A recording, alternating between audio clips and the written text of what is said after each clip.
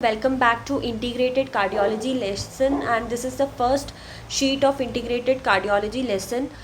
So we will be starting with the basics of cardiology, that is on valvular heart diseases. Okay, so this is a case of 55-year-old male. He presented with dyspnea on exertion, palpitation show कर रहा है, nocturnal angina के symptoms show कर रहा है, and examination पे bisferiens pulse is seen and early diastolic murmur is seen in the left third intercostal space.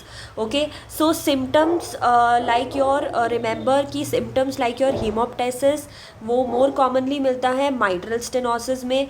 Symptoms like your nocturnal angina more common with aortic regurgitation. Symptom like your fatigue is more common in mitral regurgitation, and symptom like syncope is more common in aortic stenosis. ठीक है, तो mitral stenosis में hemoptysis ज़्यादा commonly मिलता है, aortic regurgitation में nocturnal angina ज़्यादा commonly मिलता है, fatigue में you get your mitral regurgitation में more commonly you see fatigue, and syncope में you more commonly see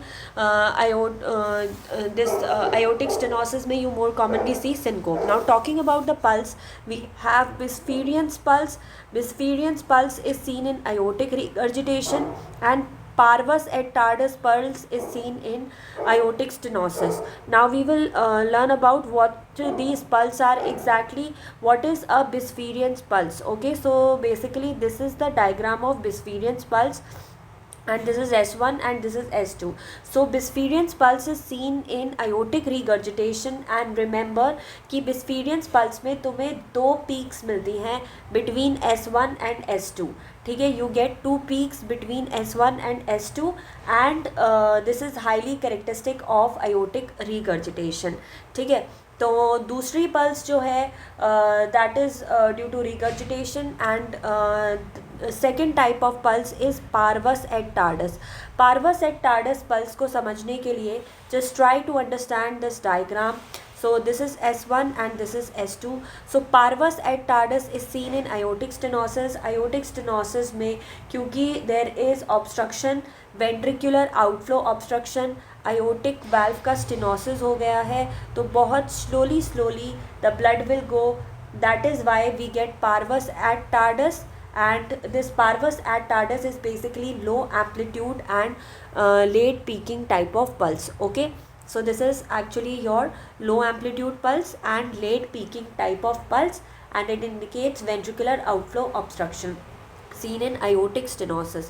Then we have murmurs. Talking about murmurs, we have two type of murmurs, systolic and diastolic murmurs.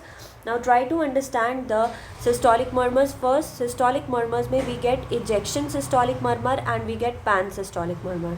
Now let's talk about the ejection systolic murmur.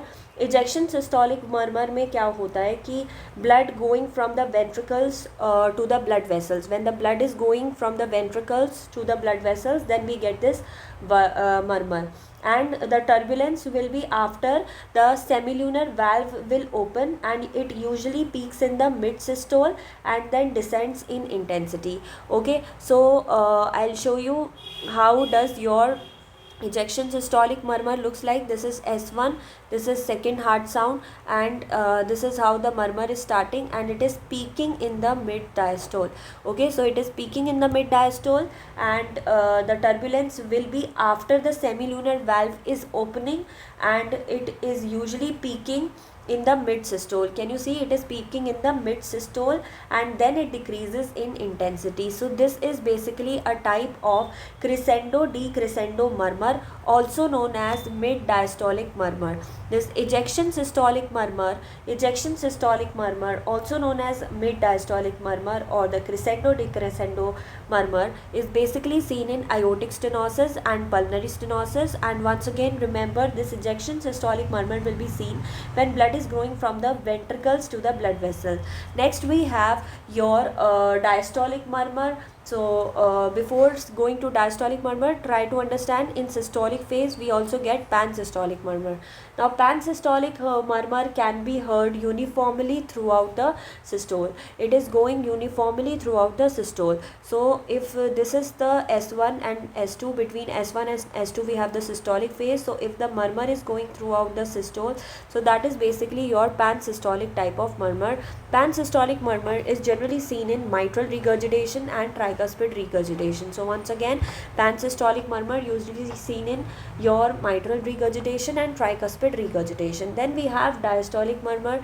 In diastolic murmur, we have early diastolic murmur and mid diastolic murmur. So early diastolic murmurs are usually seen Early diastolic murmur are usually seen in regurgitation of the semilunar valves. When there is regurgitation in the semilunar valve, usually seen in aortic regurgitation and your primary murmur of pulmonary regurgitation. In aortic regurgitation, this murmur is known as, what do we call this murmur of aortic regurgitation?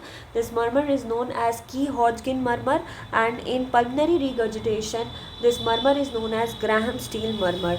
So these are the important murmurs that you need to remember. So early diastolic murmur seen in aortic regurgitation and pulmonary regurgitation. Then we have mid diastolic murmur. The mid diastolic murmur, they start after opening of the AV valves. Okay, so they start after opening of the AV valves, and then they show a decreasing trend, and then at last they show the pre-systolic accentuation. Okay, so mid diastolic murmur, they start after the opening of the AV valves, that is your atrioventricular valves. These murmurs are actually they show pre-systolic attenuation. So let's just understand this type of murmur, that is your mid diastolic murmur. So try to understand, this is S1, S2. Between S1 and S2 we have the systolic phase, and here there is a murmur, and we have this opening snap, and after opening snap we are hearing this murmur. Okay, so the mid diastolic murmur, try to understand mid diastolic murmur.